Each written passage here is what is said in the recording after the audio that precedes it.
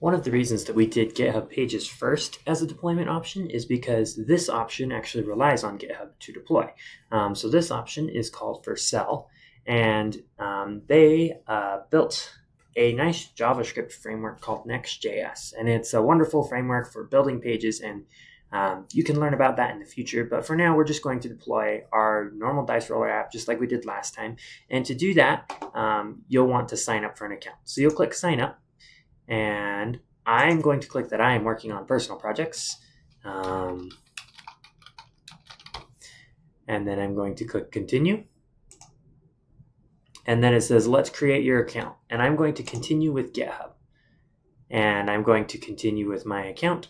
What you're doing is you're authorizing it to let you log in using GitHub.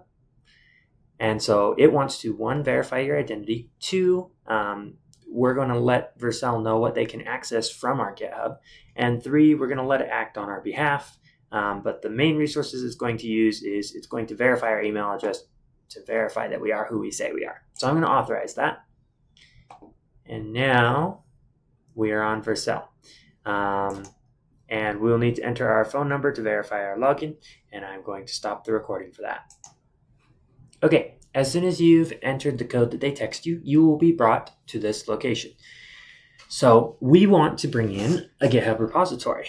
To do that, you'll have to install the GitHub application here. So what you'll do is you'll click install. And it says which user wants to authorize Vercel. And so I'm going to go as the user I was with. If you only have one GitHub account, that's probably what you'll get. All right, now it wants to know GitHub wants to know which repositories you want Vercel to access.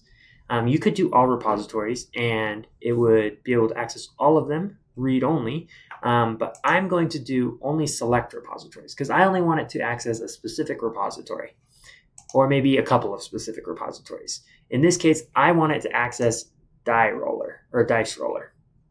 I want it to be able to read and write it. And now I'm going to click install. Once I've clicked install, it now has access to dice roller, and I can click import. Okay, so you're going to be asked to create a new project. I'm going to leave my default as dice roller. If you were deploying like an Angular project or a React app, or like there's a whole bunch of things that you could be trying to deploy, you could put one of those, but I'm just going to leave it as other because we aren't using a framework. We're just writing normal vanilla JavaScript. So we're going to leave it as other. Then it says, what directory do you want to deploy from? If you remember, our index.html file is in our root directory. So we're going to go ahead and leave that, and we're going to click deploy. And this is going to take a minute to deploy, or a couple seconds actually. So the deploying is queued. It started 2, 3 seconds, 4, and it's done. Okay. So we're going to continue to the dashboard, and you can see we have a preview of our live running site. And I'm going to do a hard refresh on this page. And it says it's pulling from our main branch. Some of you may see a problem with that. So if I open up the domain and I roll the dice, if you had merged your code with the main branch, this would have been a perfectly deployed piece of code. Sometimes you want to deploy from a different branch. In my case, I want to deploy from the deploy branch. This is just the starter code with no JavaScript written in it. So to change that, you're going to come back here. You're going to click on settings. You're going to click on environments. And here where it says production, that code is pulling from the main branch. We don't want it to pull from the main branch. We want to pull it from the deploy branch. So we're going to click on this, and we're going to change the name from main to deploy. Then we're going to hit save. So it says each commit pushed to the deploy branch will create a production deployment. Now you can come over here to overview. Here you can see that the source is main. If we do a Control-Shift-R or Command-Shift-R to hard refresh the page, that means don't pull from cache. You can see right now it still says the source is main. But if you look down here, it says to update your production deployment, push to the deploy branch. Meaning if we want this to change, because right now if we click this link, click roll the dice, nothing's happening. If we want it to change, we have to make a change to our deploy branch. This used to say main, and now it says deploy because we've switched which branch it's watching. So to show you the real power of this, let's come over here and let's go to our dice roller. And instead of being on main, switch to your deploy branch or whatever you called your branch.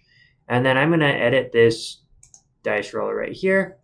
And I'm just going to add a new line and commit my changes. And I'm going to say redeploying with new readme.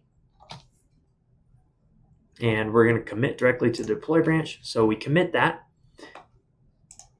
And now our GitHub pages is redeploying. You can see it right there. But if we come over here and we do a hard refresh on this page, you can see it takes a minute and it says now the source is deploy.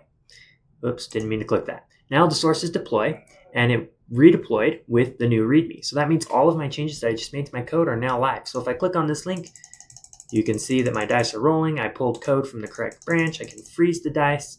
And so the nice thing about Vercel is that as you push changes to your code branch, Vercel will redeploy it for you. And so that is how you deploy on Vercel. And you can see from the URL, it's https://-roller-neon.vercel app. And if we come over and reload this page, if we reload this page, you can see that the domain is dice-roller-neon.vercel.app. And your app is live. Anyone can visit this now.